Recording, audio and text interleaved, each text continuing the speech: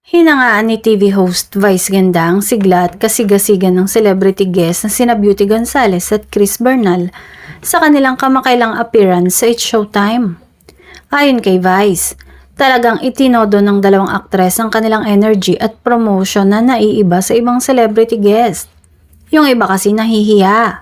Nagpo-promote tapos nahihiya? Ano kaya yun? Maraming pumupunta dito ang aarte pa.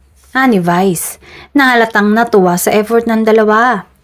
Dagdag pa niya, nakaka-inspire ang pagiging masigla ng mga guest na tulad nila sa kapwa audience at host. Hindi tulad ng ilang celebrity guest na di umano ay tamad o nahihiya sa promotion. Ginawa ni na Beauty at Chris ang lahat upang makisaya sa audience. Mula sa pagbibigay ng kasiyahan sa studio hanggang sa pakikipag-interact sa host. Kitang-kita ang kanilang dedikasyon sa programa. Ayon sa ilang staff ng show, napakahalaga ng energy ng celebrity guest upang maging mas masaya at engaging ang programa. Kaya naman labis na pinuri ni Vice ang dalawang aktres sa kanilang effort at pagiging handa sa anumang segment.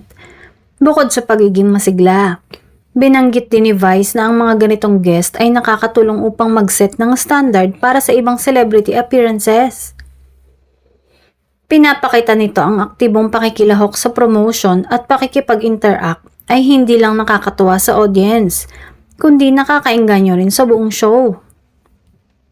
Sa huli, ang pagiging bukas at energetic ni na Beauty Gonzales at Chris Bernal ay nagbigay ng positibong halimbawa sa iba pang celebrity guest at nagpatunay na kahit simpleng appearance sa show, pwede itong maging memorable at masaya para sa lahat.